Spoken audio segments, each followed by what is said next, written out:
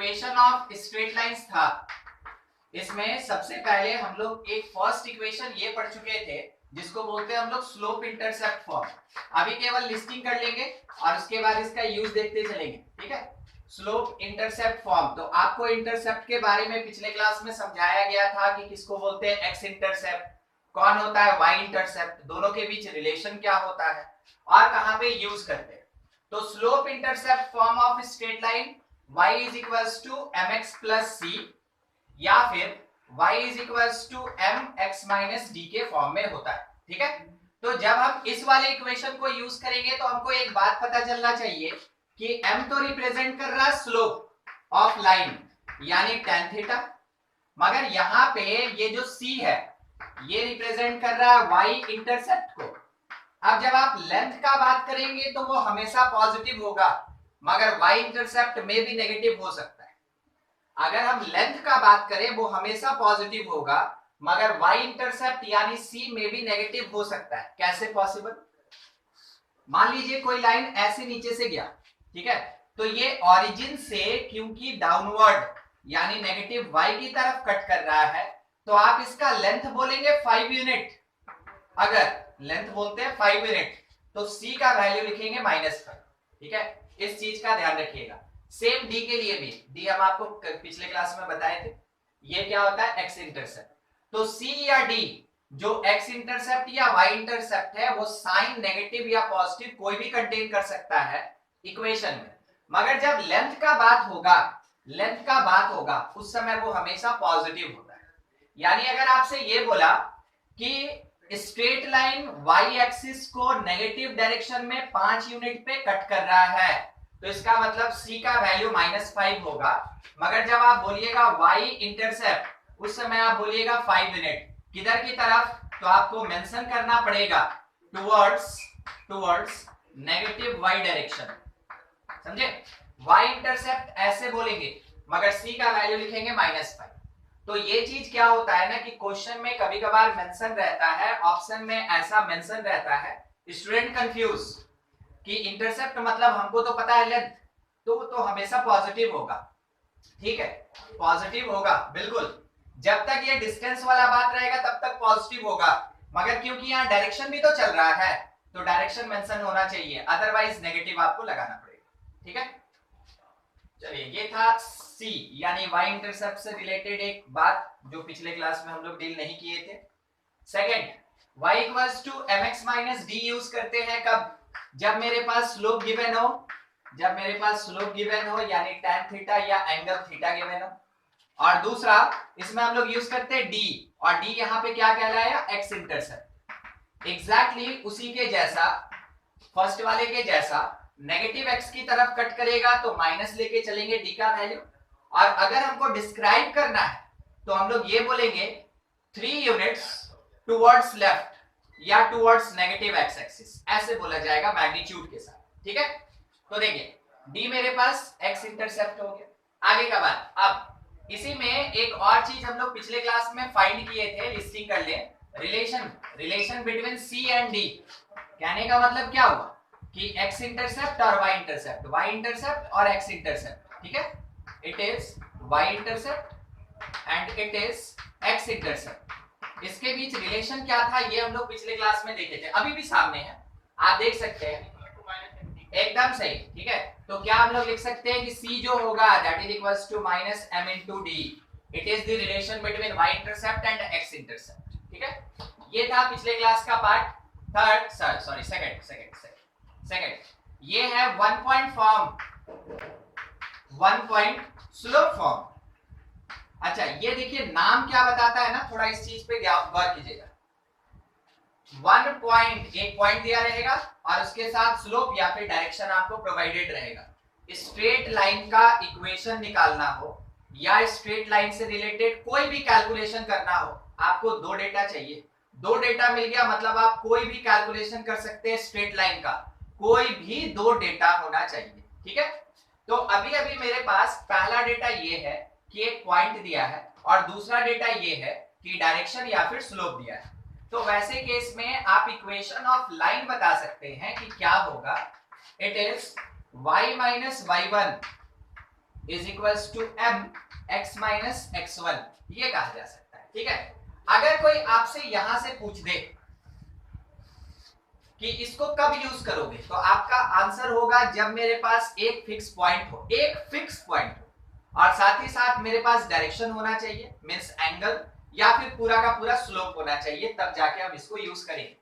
कोई आपसे ये बोला कि ठीक है कोई बात नहीं, जब इतना कर ही लिए हो तो थोड़ा ये भी बता दो कि y इंटरसेप्ट इसके अकॉर्डिंग क्या होगा, मींस क्या करने जा रहे हैं, करने ये जा रहे हैं y इंटरसेप्ट और एक पॉइंट और स्लोप के बीच रिलेशन निकालने जा रहे हैं।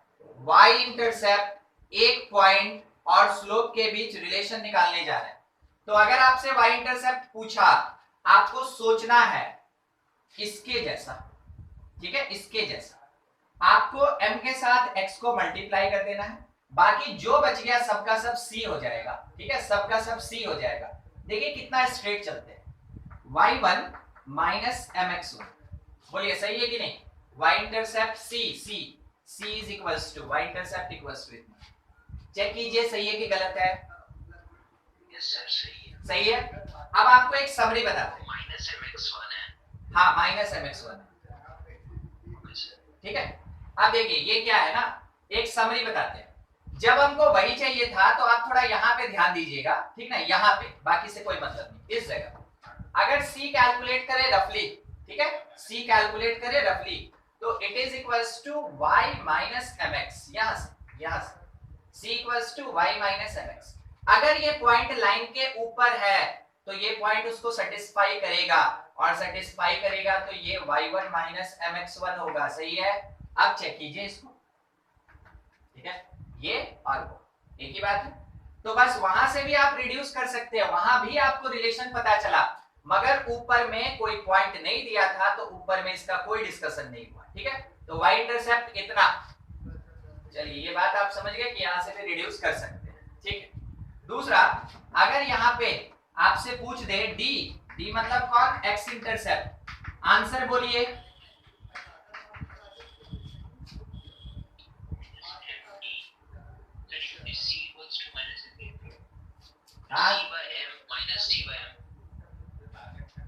हम ये बोल रहे हैं ना, रिलेशन चाहिए हमको x इंटरसेप्ट, स्लोप और x1 y1 में, x इंटरसेप्ट, स्लोप और x1 y1 में रिलेशन चाहिए।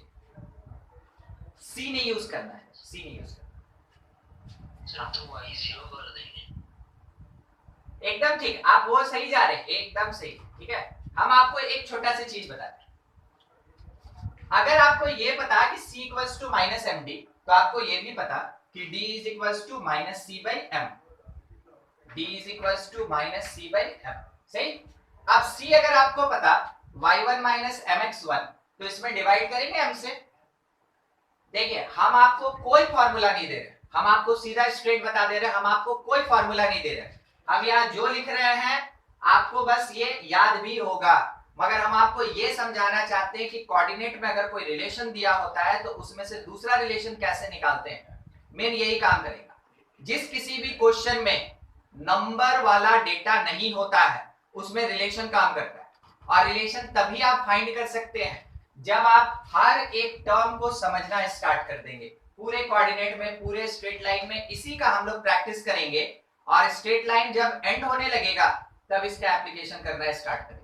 आधा तक सीखेंगे और आधे के बाद एप्लीकेशन होगा। तो बस हम आपसे ये बोल रहे हैं कि अगर डी ही निकालना था, आप हमको बताएं कि सर वो सी और डी और एम में क्या रिलेशन होता है। ठीक है, अब सी के प्लेस पे उसको पुट किए और माइनस 1/m के साथ मल्टीप्लाई किए, तो ध्यान से क्या क्या होगा, वो बन जाएगा x1 माइनस y1/m। सही है, x1 माइनस y1/m। सिंपल सा बात, माइनस 1/m से इसको मल्टीप्लाई कीजिए। देखिए माइनस 1/m से मल्टीप्लाई किए y1 माइनस mx1 को, तो ये मेरे पास दिया माइनस y1/m, और ये प्लस हो गया, mm कट गया, x1, वही चीज यहाँ लिखा हुआ है। ठीक है, तो it is the relation between slope, fix point and x intercept. ऊपर वाला रिलेशन स्लोप, फिक्स पॉइंट और y इंटरसेप्ट, ये रिलेशन होता है। तो रिलेशंस ठीक है हम आपके सामने रखेंगे, मगर जब तक हम इसको खत्म करेंगे ना आपके पास इतना फॉर्मूला हो जाएगा कि आप सबको इंडिविजुअली नहीं याद रख सकते। तो आपको क्या करना होगा, अभी से हम बता रहे हैं, माइंड मेकअप करके चलिए।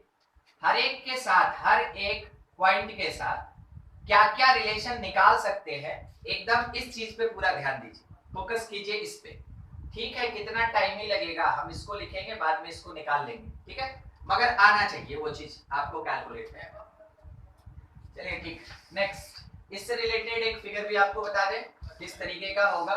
मान लीजिए जैसे स्ट्रेट लाइन एल गया, ये एंगल बनाया एंटी क्लॉक में थीटा, यहाँ पे किसी एक फिक्स पॉइंट से जा रहा है समथिंग x1 y1, और वेरिएबल पॉइंट किसी भी पोजीशन पे हो सकता है विच इज xy। तो एक वेरिएबल पॉइंट होगा p और एक फिक्स पॉइंट होगा a, और उसके साथ में एंगल होगा अपने पास जिसके बेसिस पे हम स्लोप फाइंड कर सकते हैं, and it is tan theta, ये कहा जा सकता है। ठीक है, तो आपको बस यही ध्यान रखना है कि अगर लाइन के ऊपर एक फिक्स पॉइंट दिया, चाहे किसी भी मीन से कहीं से भी हमको पता चला एक फिक्स पॉइंट, तो एक फिक्स पॉइंट और स्लोप को यूज करके हम ऐसे निकाल सकते हैं। क्वेश्चन कैसा रह सकता है, देखिए मान लीजिए एग्जांपल के लिए ये बोला गया find equation of line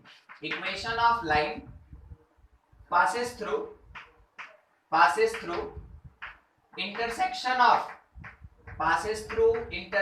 of line x minus 2y plus 3 equal to 0 with y axis and makes an angle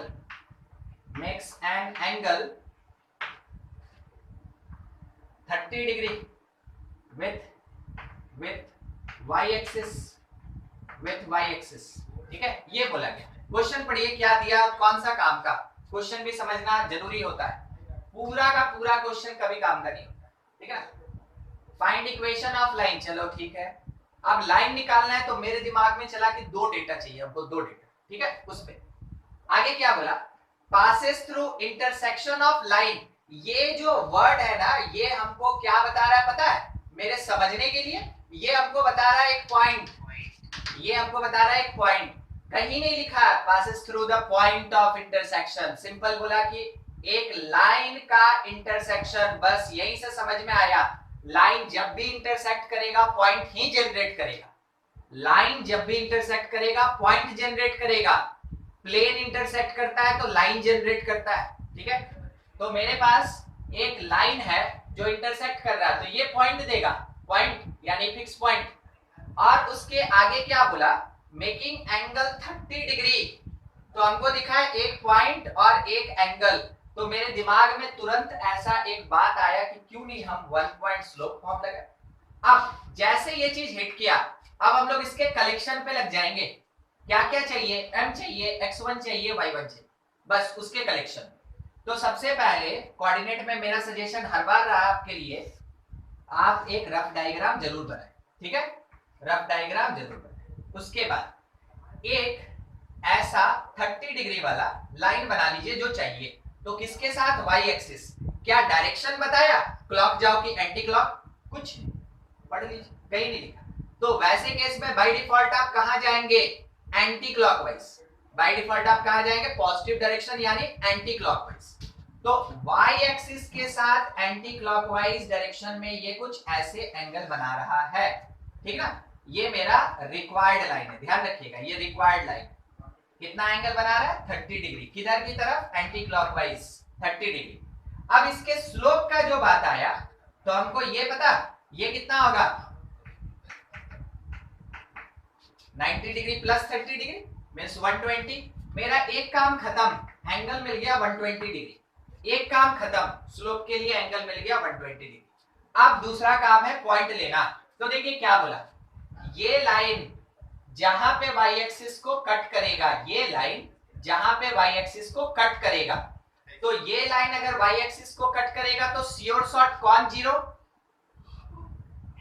x, x के जगह जीरो पुट किए, y का वैल्यू कितना आया, 3/2 आया, 3/2।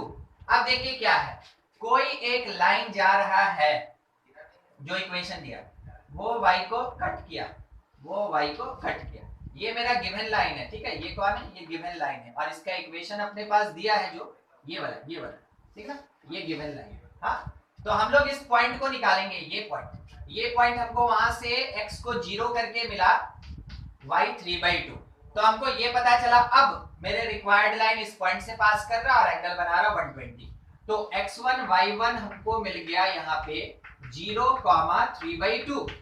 अब इसके बेसिस पे इक्वेशन ऑफ लाइन निकालने के लिए सिंपल फॉर्मूला यूज करेंगे, तो कितना y minus y1 is slope time यानी tan 120 degree into x minus x1 0, तो y minus 2y minus 3 that is equals to 2 से ये मल्टीप्लाई tan 120 का वैल्यू माइनस रूट 3, 2 से multiply minus 2 root 3x minus 2 root 3x, arrange कर दीजिए और कुछ नहीं करना, 2y plus 2 root 3x minus 3 equal to 0 is the required equation of line. देखिए आपके सामने क्वेश्चन भी है, स्टेटमेंट भी है, सारा वर्ड समझने का कोशिश कीजिए। अगर किसी भी वर्ड का सिग्निफिकेंस नहीं समझ में आता है कि सर इसको कैसे आइडेंटिफाई करेंगे, तो पहला वो पूछिए, दूसरा इसका सॉल्यूशन आपके पास है, कहीं कोई डाउट है तो जरूर पूछिए, नोट कीजिएगा क्या हुआ है, ठीक ना। आप हमको समझाइएगा इसमें क्या हार्ड है। Let PS be the median of triangle, PS is median, PS is the median of triangle with vertices P, B, 2, 2, Q, 6 minus 1, R, 7, 3, ठीक है। The equation of line, find the equation of line passing through 1 comma minus 1. Find equation of line passing through 1 comma minus 1, 1 comma minus 1 and parallel to PS and parallel to PS, PS के parallel होगा, ठीक है। देख के बताइए इसमें क्या क्या दिया, सोच के कुछ भी आंसर जो आपको समझ में। R और Q से S निकल जाएगा क्योंकि वो मिड पॉइंट होगा R और Q का। एकदम ठीक, इसका मतलब ये हुआ ना कि आप अगर इसको PQR कहते हैं तो R और Q का मिड पॉइंट S होगा, तो जैसे यहां से P और S को मिलाएंगे ये लाइन मिल गया, जैसे ये लाइन मिला इट इज द मीडियन, ठीक है, ये मिड पॉइंट है, ये मीडियन, तो इस मीडियन के पैरेलल मेरा लाइन है, इस मीडियन के पैरेलल मेरा लाइन है, ये मेरा रिक्वायर्ड लाइन है, और ये रिक्वायर्ड लाइन कहां से पास कर रहा है, it passes through 1 comma minus 1, कहीं भी दे दीजिए 1 comma minus 1। तो देखिए क्या मिला, जब इसके ये पैरेलल है तो दोनों का स्लोप बराबर हो जाएगा, दोनों का स्लोप बराबर हो जाएगा, और ये एक पॉइंट से पास किया, इसका मतलब स्लोप और 1 पॉइंट निकल गया, उसके बेसिस पे हम इक्वेशन ऑफ रिक्वायर्ड लाइन निकाल सकते हैं। सॉल्व करके आंसर दीजिए, सॉल्व कीजिए इसको इस तरीके से और आंसर दीजिए, कितना 9x 9y plus 2x minus 7 is equal to 0. minus 7 equal to 9y, हाँ ठीक है, प्लस 2x, एकदम ठीक, ठीक है, एकदम सही। चलिए ठीक, जिसका अगर नहीं बन पाया, सबसे पहला काम था s निकालना, कैसे निकालना था, r प्लस q बाई 2 करके, तो हम लोग डायरेक्ट इसको कैलकुलेट करते हैं, r और q के बेसिस पे 6 प्लस 7 13 बाई 2, ठीक है, माइनस 1 और प्लस 3 1 आ जाएगा, वो 2 बाई 2 1 हो जाएगा, ये मिल गया s। अब p और s के बेसिस पे स्लोप निकालेंगे, तो slope of ps that is equals to the slope of required line that is equals to 2 point form से स्लोप कैलकुलेट करेंगे, p है मेरे पास 2 2, वहां से देखिए 2 minus 1 by 2 minus 13 by 2, ये कैलकुलेट होके ऊपर गया 2 और यहाँ नीचे में आ गया -9, ठीक है, ये मिल गया, स्लोप मिल गया आप लोग को, और मेरे पास एक पॉइंट है, तो y minus y1 that is slope time x minus x1 1, cross multiply किए 9y plus 9 that is equals to -2x plus 2, सबको एक तरफ शिफ्ट कर लिए, तो 2x plus 9y plus 7 is equals to 0। जिसका नहीं बना यहाँ से नोट कर लें, ठीक है। इस तरीके से हम लोग को सॉल्व करना था। नेक्स्ट एक और क्वेश्चन, कहीं कुछ डाउट है तो जरूर पूछ लें आप। लिखा ये है, if the foot of perpendicular from origin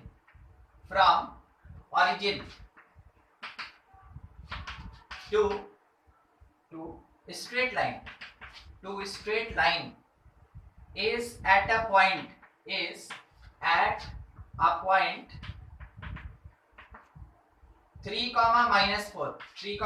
-4 then find equation of line। तो क्वेश्चन में ये बोला गया फाइंड इक्वेशन ऑफ लाइन। तो एक बार क्वेश्चन फिर से बोलिए ना। If the foot of perpendicular from origin to straight line is at the point 3, -4 find equation of line। ये ठीक है। अब देखिए हम लोग को करना क्या है इसमें। सबसे पहले हम आपको फिर से एक बार बोलेंगे, रफ डायग्राम जरूर बनाएं, ठीक है। लगभग हर एक क्वेश्चन में कोऑर्डिनेट में जो समझ में आता है आड़ा टेढ़ा लाइन वैसे बनाएं, उससे काफी हेल्प मिलता है। बोला कि फुट ऑफ परपेंडिकुलर, तो उसका मीनिंग क्या हुआ, एक लाइन गया, ठीक है, it is the required line.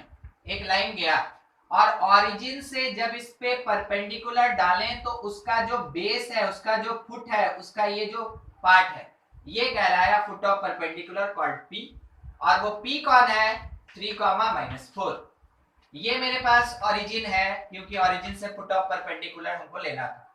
अब मेरे पास सवाल है कि इस रिक्वायर्ड लाइन के लिए डेटा कैसे कलेक्ट करें। तो लाइन के लिए हमको दो ही चीज चाहिए, एक डायरेक्शन। तो देखिए डायरेक्शन कैसे मिलेगा, आप ये मान सकते हैं कि OP is perpendicular to the required line, यानी slope of line multiplied by slope of OP that is equals to -4। यहां से आप इसको निकाल लीजिए, ठीक है।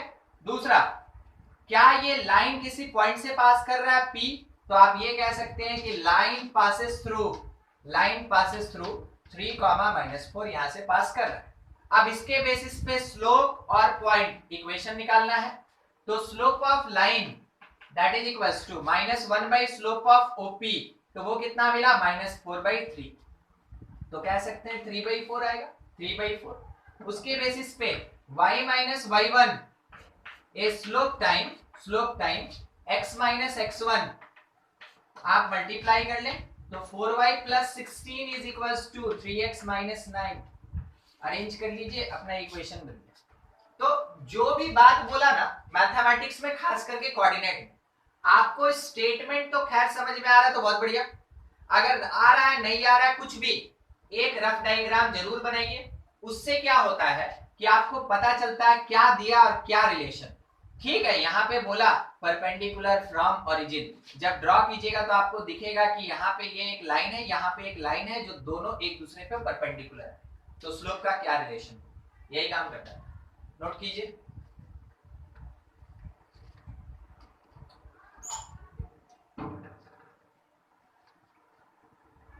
देखिए ये था इसमें। अभी इसमें ना ऐसा नहीं कि ये खत्म हो गया, अभी तो स्टार्ट है, इसको और भी है ना डिफरेंट टाइप से लेंगे। अभी केवल हम आपको उसका सिग्निफिकेंस समझा रहे थे कि कैसा कैसा क्वेश्चन रहेगा तो क्या कर सकते हैं, ठीक है।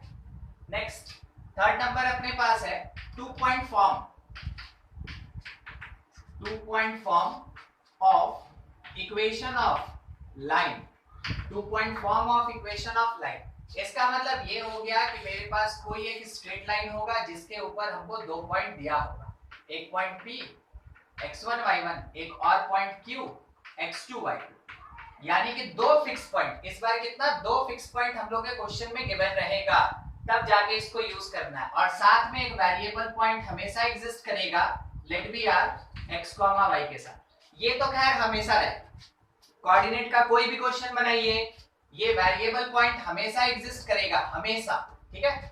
तो इसके बेसिस पे जब कैलकुलेशन करना है तो सिंपल इक्वेशन ऑफ लाइन जो होगा, it is y - y1 by x - x1 is equals to y2 - y1 by x2 - x1। देखिए तो किसको किसके बराबर कर दिए।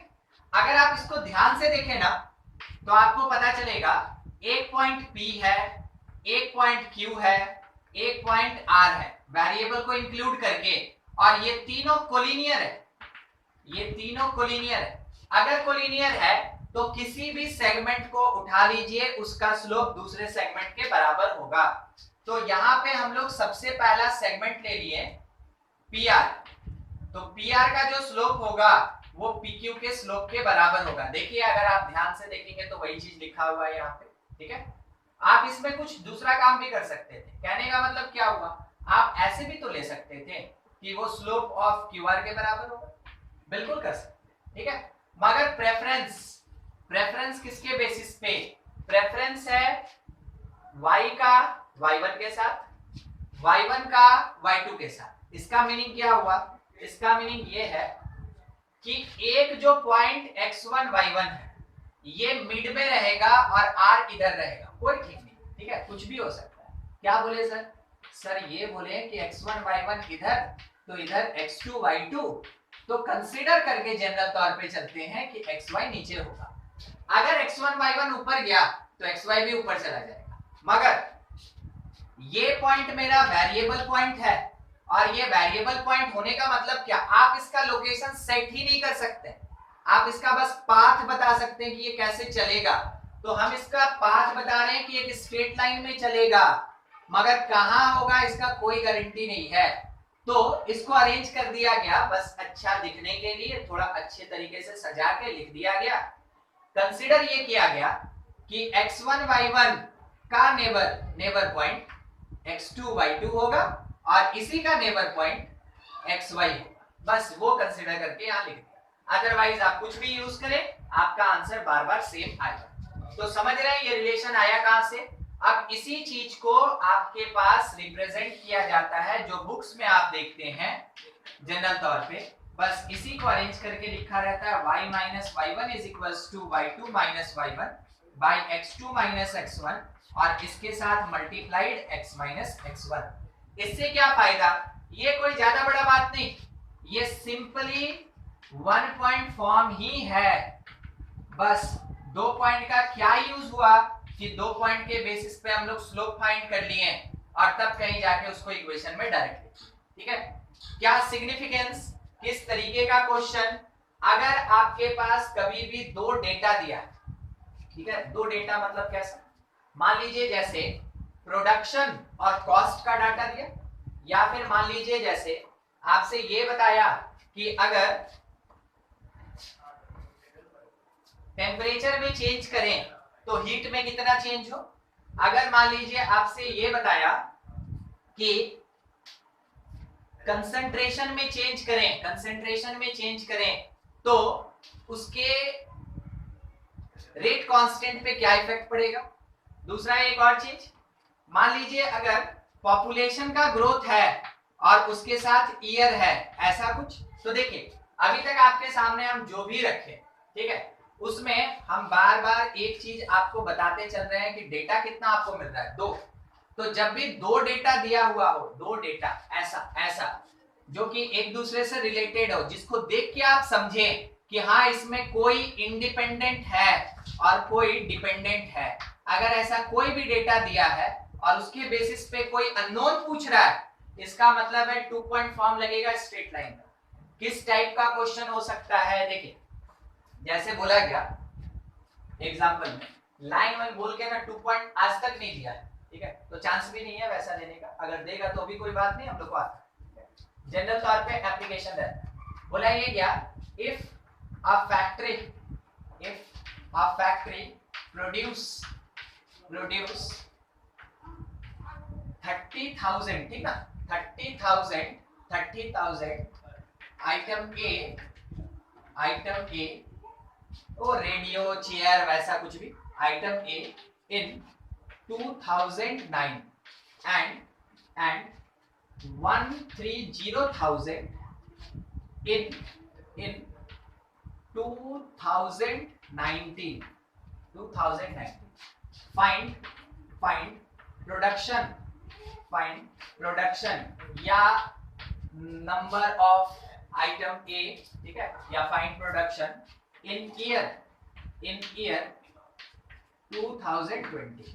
बहुत नियर, ठीक है। देखिए क्या दिया कैसे दिया, ठीक, थोड़ा समझाते हैं, प्रैक्टिकल क्वेश्चन जैसा रहता है इसका क्वेश्चन। बोला आपसे कि प्रोडक्शन है किसी ईयर में, तो सोच के बताइए इंडिपेंडेंट कौन डिपेंडेंट कौन? इंडिपेंडेंट डिपेंडेंट नहीं समझते हैं, एक्स और वाई होता है, तो इसको बोलते हैं हम लोग इंडिपेंडेंट और इसको हम लोग बोलते हैं डिपेंडेंट।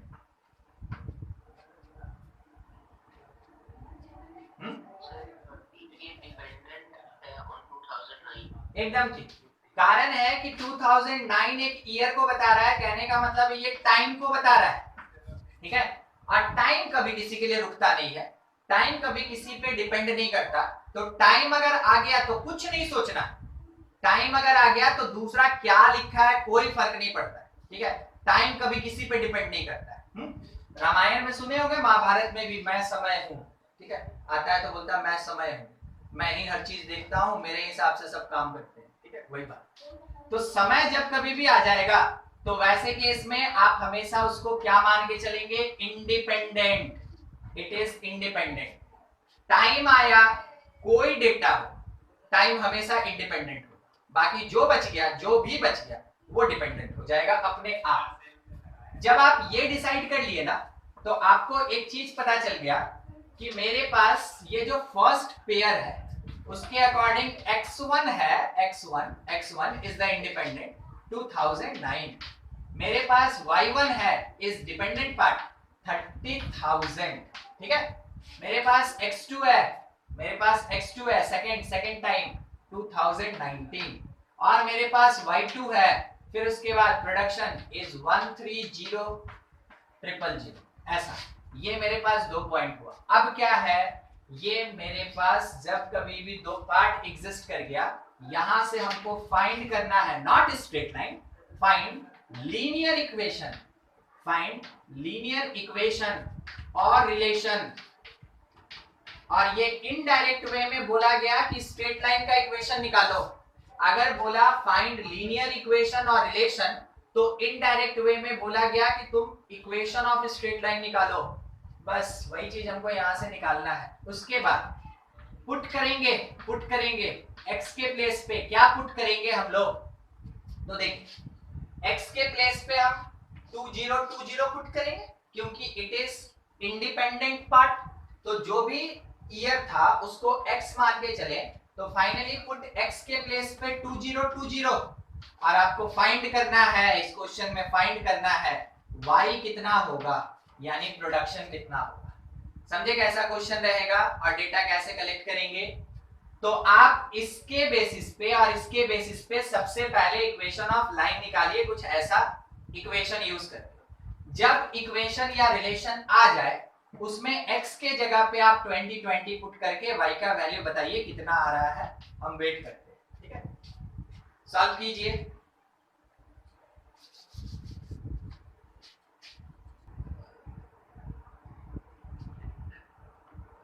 आंसर आ गया आदित्य? कितना? 140 के। चलिए ठीक, देखिए आप जिस किसी भी तरीके से बनाए हो कोई बात नहीं, ठीक है। एक बार आप मेरी बात को सुनिएगा। इतना तो कंफर्म है x1 y1 x2 y2 and xy lies on same straight line, ठीक है। हम इसको खींचिए। अब बस सोचने के लिए, ठीक है, जरूरी नहीं है इससे पहले जो बताए थे आप उस पे बनाए, बहुत बढ़िया, कोई दिक्कत नहीं है उसमें, ठीक है। ये पॉइंट मेरा x1 y1 है, ये पॉइंट मेरे पास x2 y2 है, और ये वाला पॉइंट मान लीजिए मेरे पास xy है, मान लीजिए, ठीक है। तो हमको ये पता कि इसका जो स्लोप आएगा that is equals to slope of this segment, ये कहा जा सकता है। बस अब हम स्लोप पे बात कर रहे हैं, ठीक है। मींस क्या कर रहे हैं वो देखिए, यहां आइए सीधा, और यहां पे जो x और y लिखा है ना, x और y लिखा है, इसके प्लेस पे वैल्यू पुट करके सीधा y फाइंड करेंगे। बस यही काम करने जा रहे हैं, ठीक है, यही काम एक बार में। तो हम लोग के पास है क्या, ये पार्ट।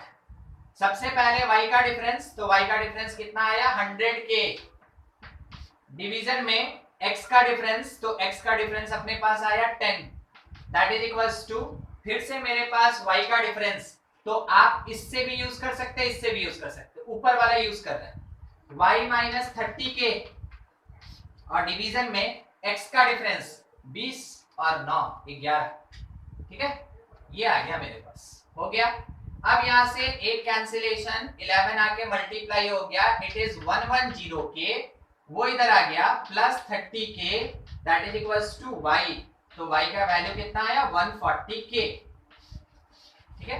बस आपको एक सजेशन दे रहे थे, ऐसे भी बना सकते हैं, जो भी तरीका आप लिए हो, या तो इसी से बनाए हो तो भी बढ़िया, और नहीं तो आप लाइन निकाल के उसमें पुट करके बनाए हो तो भी बढ़िया।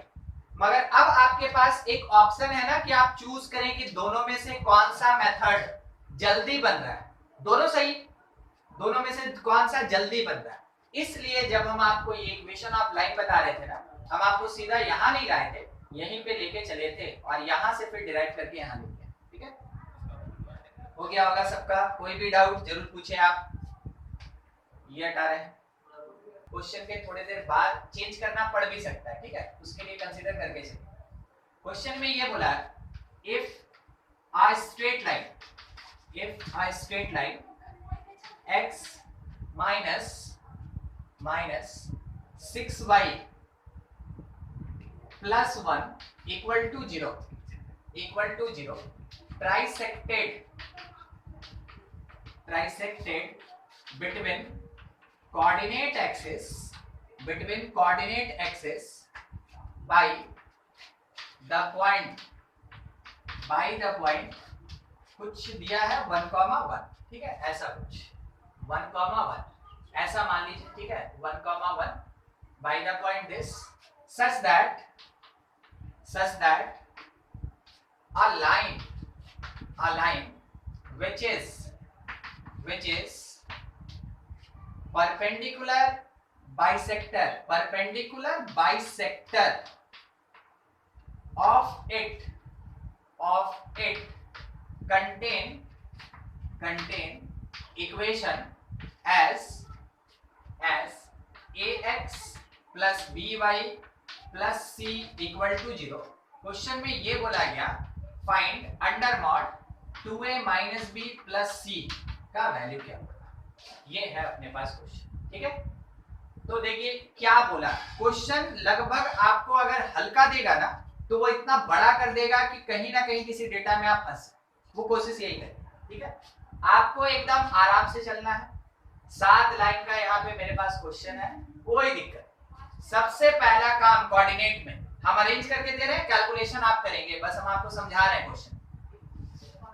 कोऑर्डिनेट एक्सिस का नाम लिया, ड्रॉ करेंगे, नहीं भी लेता है तो भी ड्रॉ करते हैं, मगर कोऑर्डिनेट एक्सिस का नाम लिया तो x और y जरूर बोल दीजिए, अदरवाइज आप ना बोले कि वो x और y है, रफ डायग्राम।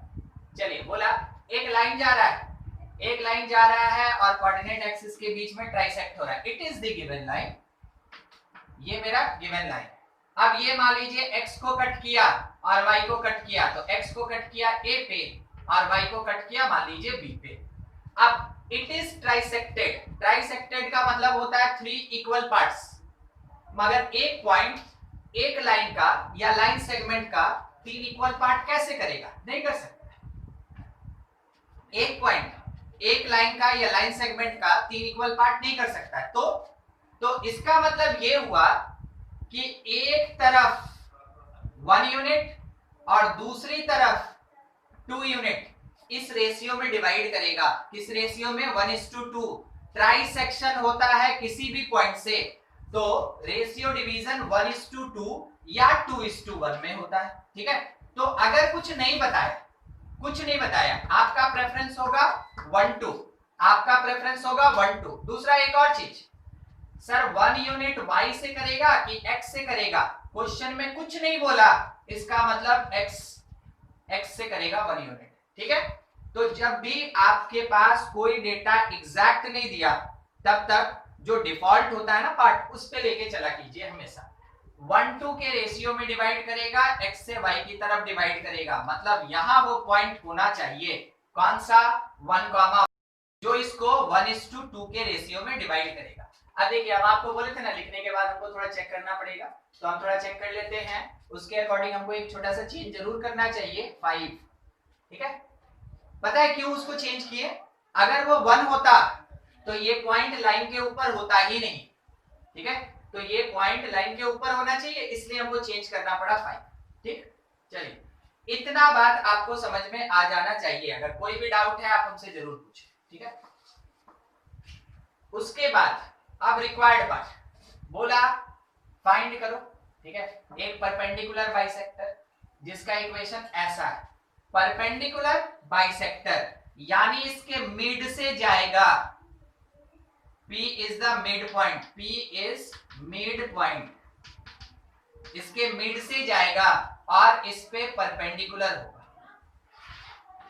पीछे लेके नहीं आ सकते क्योंकि अभी नहीं पता ऊपर से जाएगा, ओरिजिन से जाएगा कि नीचे से जाएगा, तो यहीं छोड़ दिए इसको, ठीक है। मगर इतना कंफर्म इस पे परपेंडिकुलर और इसके मिड पॉइंट से जा रहा है। तो क्या करेंगे कि अगर ये दो पॉइंट मिल जाए हमको किसी तरीके से, अगर ये दो पॉइंट मिल जाए हमको किसी तरीके से, तो हम ये कह सकते हैं कि इन दोनों का मिड पॉइंट P होगा, यानी P मिल जाएगा। फिर उसके बाद अगर हमको ये दो पॉइंट मिल गया तो हमको इस लाइन का यानी गिवन लाइन का स्लोप भी मिल गया, उस पे ये परपेंडिकुलर है, तो जो रिक्वायर्ड लाइन है इसका भी तो स्लोप मिल जाएगा। रिक्वायर्ड लाइन का स्लोप, रिक्वायर्ड लाइन के लिए एक पॉइंट निकाल के इसका कौन सा फॉर्मूला लगाएं, 1 पॉइंट स्लोप, 1 पॉइंट स्लोप, तब कहीं जाके इसका इक्वेशन आएगा, तब एबीसी देखा जाएगा क्या हो रहा है, ठीक है। समझे? इसमें कुछ पूछना है तो पूछ लें, नहीं तो फिर थोड़ा सॉल्व करते हैं हम, ठीक है। तो वो इक्वेशन ही हम हटा देते हैं, चलिए ठीक है। उस पे भी दे दिया तो तब तो कुछ बनाना ही नहीं है, आपका सवाल एकदम ठीक है, ठीक है। अब मेरे पास ये इक्वेशन ही नहीं है, अब मेरे पास ये इक्वेशन है, इफ आई स्टेट, अच्छा वो जो इक्वेशन दिया ना उसको हटा दिए, क्योंकि वो रहेगा तो फिर हम लोग के पास फाइंड करने के लिए आवाज कट रहा है। एक मिनट, एक बार माइक ऑफ कीजिए तो आदित्य, अभी आवाज आ रहा है? अब ठीक है? Yes sir. वो होता है माइक अगर किसी का भी ऑन रहेगा ना तो मेरा आवाज थोड़ा सा डाइवर्ट हो जाता है, इस कारण से रुकता है बीच में, ठीक है, कोई बात नहीं। चलिए देखिए यहाँ पे हम इस स्ट्रेट लाइन का इक्वेशन को ही हटा दिए। आपका कहना सही था कि अगर वो लाइन दिया रहेगा तो पॉइंट डायरेक्ट निकाल लेंगे, फिर क्या जरूरत है हमको इस ट्राइसेक्शन का। तो मान लीजिए कि अपने पास क्वेश्चन में लाइन है ही नहीं, अपने पास क्वेश्चन में लाइन है ही नहीं, ठीक है। अपने पास बस क्वेश्चन में लाइन नहीं है, ये चीज दिया है कि एक लाइन है, एक लाइन है जो क्या कर रहा है, ट्राइसेक्ट हो रहा है, कहां पे, 1 1 पे, तो किस रेशियो में डिवाइड करेगा, 1:2। तो जाके हम लोग उसके बेसिस पे ए और बी फाइंड करेंगे। कैसे? ए को मान लीजिए x, 0 और b को मान लीजिए 0, y। ए और बी नहीं यूज करेंगे क्योंकि क्वेश्चन में दिया। आप सेक्शन फार्मूला लगाएंगे और x और y का वैल्यू निकालेंगे, तो देखिए क्या आएगा, 2 into x, ठीक है। जब हम लोग 1 को इक्वल करेंगे तो 2 into x प्लस 1 into यहाँ का x2, 0 डिवीजन में a प्लस b यानी m प्लस n 2 प्लस 1। इसका मतलब x का वैल्यू आपको कितना मिला, 3/2। सेम वैसे ही 1 इज इक्वल्स टू, देखिए क्या होगा, 2 into y1, ठीक है, तो 2 into 0 प्लस 1 into y, और डिवीजन में क्या आएगा मेरे पास, 2 प्लस 1। कहने का मतलब है y का वैल्यू कितना मिल गया हमको, 3, ठीक है, y का वैल्यू 3। तो क्या क्या मिला, a पॉइंट मिला, कितना मिला, 3/2, 0। b पॉइंट मिला, कितना मिल गया हम लोग को, 0, 3। अब इसके बेसिस पे हम बात कर रहे थे इसके स्लोप का और इसके मिड पॉइंट का। तो पॉइंट p जब निकालेंगे तो it is a plus b/2, mid point, तो a प्लस b/2, 3/4 और कितना आएगा, 3/2 आएगा, मिल गया, it is the mid point. और उसके बाद अब स्लोप के लिए बात करें तो slope of required line multiplied by slope of AB, slope of AB that is equals to -1। यहां से आपका काम स्लोप ऑफ रिक्वायर्ड लाइन निकालिए, उसके बाद इक्वेशन ऑफ लाइन आपको निकालना है, ठीक है। उसके बाद इसके साथ इक्वेट करके A पता करना है, B पता करना है, C पता करना है और फिर फाइनल आंसर इसको, ठीक है। इतना आपके लिए रह गया, सॉल्व कीजिए। कहीं भी कुछ डाउट जरूर पूछें, स्टेप बाय स्टेप चलना है,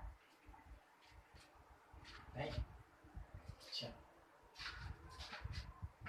चलिए यहां से slope of required line that is -1 by slope of A B, slope of A B. तो ए और बी का स्लोप निकालना है तो क्या करना है, y2 माइनस y1 -3 बाई 3/2, तो -3/3/2, ठीक है, बाई 3/2, तो ऊपर चला जाएगा। अच्छा एक मिनट, यहाँ -3 और इसके नीचे जो भी पार्ट आएगा वो ऊपर चला जाएगा, तो ये कट गया, ये कट गया, कितना मिला 1/2। तो स्लोप ऑफ रिक्वायर्ड लाइन 1/2।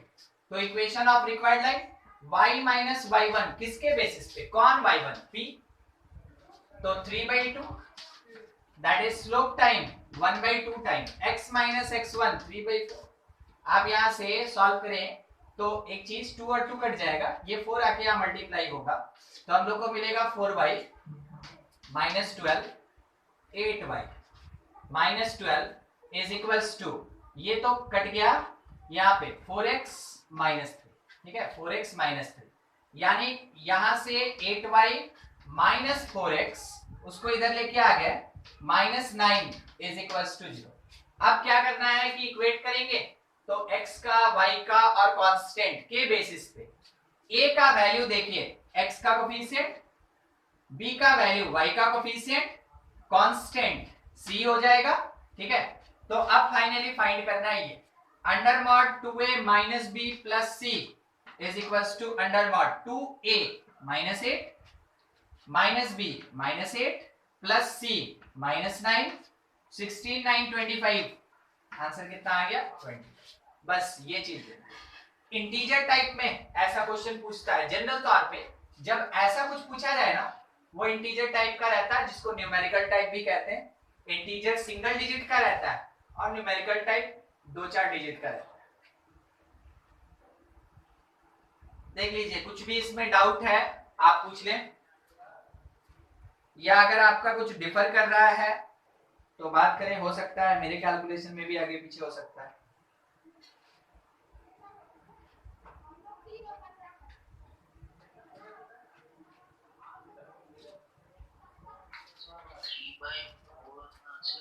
कौन वाला, ये वाला, ये था ना, इसका मिड पॉइंट निकाल रहे हैं ना, तो सर वो तो ट्राइसेक्टेड है ना। नहीं नहीं नहीं, हम यहाँ पे क्या बोले, पी पी पी पी जो है पी पी, इसमें लिखे मिड पॉइंट, यहाँ क्वेश्चन में भी देखिए लिखा होगा परपेंडिकुलर बाइसेक्टर, ठीक है बाइसेक्टर, हाँ। Yes sir. तो ट्राइसेक्टर इसलिए यूज हुआ ना, ट्राइसेक्शन यूज हुआ इस इक्वेशन निकालने के लिए या इस पॉइंट को निकालने के लिए, ट्राइसेक्शन का बस उतना ही काम था। उसके बाद बाइसेक्टर का काम चल रहा था, बाइसेक्टर और वो भी परपेंडिकुलर, ठीक है।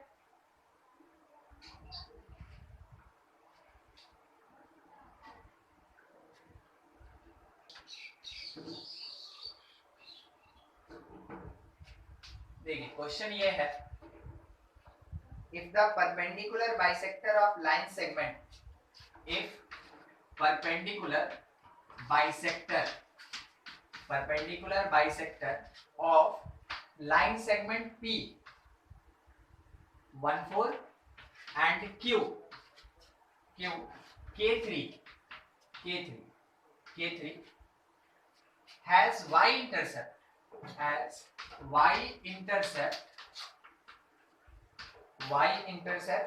-4, then find possible value of k, has y intercept -4, find k का क्या वैल्यू होगा ये निकालना। तो देखिए सिंपल सा चीज है, बस हर एक टर्म को यूज करना, 2 पॉइंट लेके एक लाइन सेगमेंट दिया गया, तो जितना जरूरत उतना ही बनाया जाए, P और Q, P है 14 और Q है K3। इसका जो परपेंडिकुलर बाइसेक्टर होगा यहां से आएगा, it is the perpendicular bisector, उसका y इंटरसेप्ट -4 है। तो मेरे पास टारगेट सेट कि फाइंड C किसके लिए, फॉर दिस लाइन, इस लाइन के लिए सी जो होगा y इंटरसेप्ट होगा वो फाइंड करो, बस वही मेरा टारगेट है। सेट कर लिए कि क्या निकालना है। अब पूरा का पूरा प्रोसेस एफर्ट उसी में लगा देंगे ताकि हम सी फाइंड कर सके। तो देखिए intercept equals to -4, y intercept equals to minus, देखिए आगे परपेंडिकुलर है बाइसेक्टर, नहीं सुने फिर से एक बार बोलिए तो। P.1, 14 और Q है K3,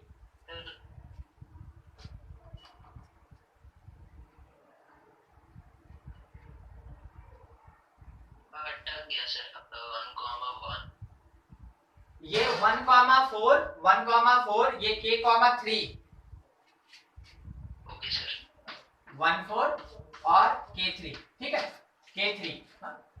चलिए ये परपेंडिकुलर बाइसेक्टर है, तो अगर परपेंडिकुलर बाइसेक्टर है तो हम इसका इक्वेशन निकाल लेंगे, हम वो काम कर सकते हैं। तो क्या लिखेंगे y माइनस y1, इसका मिड पॉइंट तो वो कितना होगा 4 माइनस 3, ठीक है 4 माइनस 3 बाई 2 यानी 1/2 दैट इज इक्वल्स टू, यहां से फिर से 4 माइनस 3 बाई कितना 1 माइनस के, और x माइनस x1 तो हमको ये पता x1 क्या होगा, इसका मिड पॉइंट होगा, तो मिड पॉइंट मतलब कितना 1 प्लस के बाई 2 1 प्लस के बाई 2, ऐसा सिंपल सा चीज लिखा गया है इसमें, ठीक है। अब इसका y इंटरसेप्ट यानी c का बात आ गया, y इंटरसेप्ट यानी c का बात आ गया। तो देखिए हम आपको एक चीज याद दिला दे थोड़ा, इसको हम कैसे लिख सकते हैं y minus y1 minus mx1, याद है आपको एक जगह का बात, क्या आपको ये याद है? नहीं, आज जब हम लोग पढ़ रहे थे 1 पॉइंट फॉर्म, उस समय relation between y intercept single point और स्लोप फाइंड किए थे, आज का ही बात है, आज स्टार्ट ही हुआ था यहाँ से, ठीक है। इसको यूज कर सकते हैं या डायरेक्ट यहां से निकाल सकते हैं की बात है। तो c जो होगा दैट इज इक्वल्स टू, ठीक है -4 दिया है, it is equals to y1 के जगह पे इसका मिड पॉइंट का y1 यानी 7/2, ठीक है, माइनस m के प्लेस पे ये पूरा पार्ट 1/1 माइनस के, और x1 के प्लेस पे ये पूरा पार्ट 1 प्लस k/2। अब देखिए एक इक्वेशन है, बस इसको सॉल्व करके हम लोग को k फाइंड कर लेना है, ठीक है, बस इसको सॉल्व करके k फाइंड करेंगे।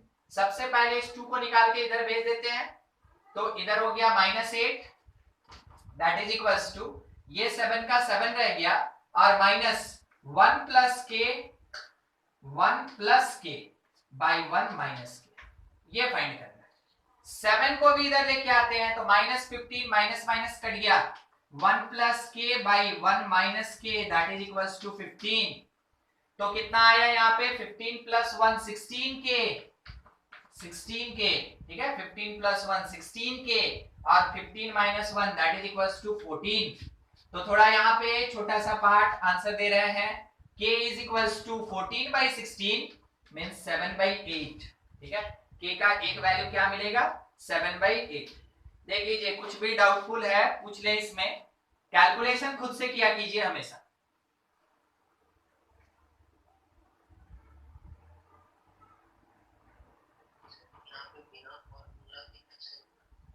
कौन इसको नहीं यूज करना है, किसको नहीं यूज करना है, ये वाला। अगर आप इसको नहीं यूज करना चाहते कोई बात नहीं ना, इसको अगर आप नहीं यूज करना चाहते कोई दिक्कत नहीं है, आप ये तो यूज करेंगे ही करेंगे। अब इसमें अगर आपको चाहिए y इंटरसेप्ट तो आप x को 0 पुट करेंगे, x को 0 पुट करके देख लीजिए, ठीक है, जैसे x को 0 आप पुट कीजिएगा देखिएगा -7/2 उधर गया, और उसके साथ ये जो 1/1 माइनस के है वो इससे मल्टीप्लाई हो गया, बस इतना ही, ठीक है वही चीज, ठीक है। हम आपको याद दिलवा रहे थे कि आज जो पढ़े थे उसको भी हम लोग अप्लाई कर सकते हैं, बस और कुछ नहीं है, वही एक ही बात है।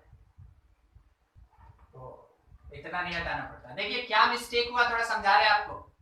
PQ का स्लोप हम लोग यूज कर लिए थे, हम लोग PQ का इक्वेशन थोड़ी निकाल रहे हैं, हम लोग तो इस लाइन का इक्वेशन निकाल रहे हैं, ठीक है, ये मिस्टेक हुआ था। हाँ? तो यहाँ पे स्लोप जो होगा वो PQ के स्लोप का रेसिप्रोकल होगा। कहने का मतलब है negative of x minus x1। तो अगर आप यहाँ पे k माइनस 1 लिखें, k माइनस 1, और डिवीजन में आपको करना चाहिए 4 माइनस 3 यानी 1, ये सिंपल k माइनस 1, ये सिंपल k माइनस 1 होगा बस। अब y इंटरसेप्ट समझे क्या, इसको जो चेंज किया गया, किसी को दिक्कत है? नहीं, ठीक।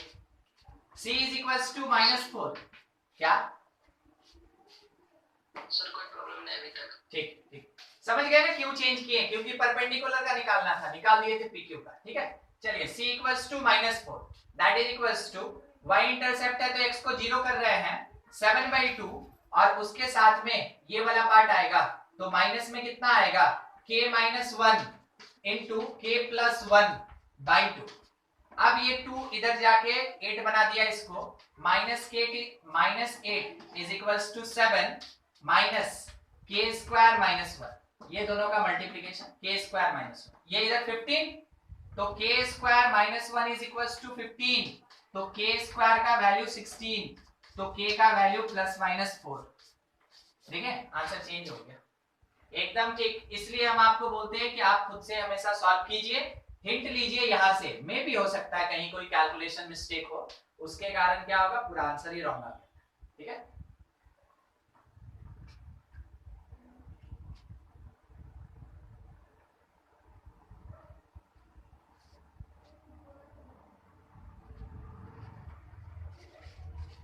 सर जो हाँ। इक्वेशन लिखी है y माइनस 7/2 है, हाँ हाँ 7/2, सो वो कैसे ले 7/2 कहाँ से? देखिए अब हम इसको थोड़ा डिस्क्राइब, अच्छा ठीक है सर, ये मिड पॉइंट, हाँ ठीक है, तो ये कितना आया 1 प्लस k/2 और कॉमा 4 प्लस 3 7/2, और दूसरा ये लाइन है slope of line into slope of PQ that is equals to -1, यहां से स्लोप ले लिया और इस पॉइंट को ले लिया, क्या हाँ सर। चलिए ठीक, देखिए ये ठीक, आज यहीं तक खत्म करते हैं, ठीक है। अगले क्लास में फिर आगे बढ़ा जाएगा, और अगले क्लास में थोड़ा इंपॉर्टेंट पार्ट, मतलब जिसको कॉम्प्लिकेटेड बोलते हैं ना इक्वेशन ऑफ स्ट्रेट लाइन में, वही आपको भी पता है x cos alpha plus y sin alpha that is equals to p, distance form x by cos theta x minus x1 by cos theta is equals to y minus y1 by sin theta that is equals to k, या फिर कुछ constant हम लोग वहां use कर लेते हैं lambda वगैरह या r, ठीक है। ये डिस्टेंस फॉर्म, और ये मेरे पास कौन सा परपेंडिकुलर फॉर्म।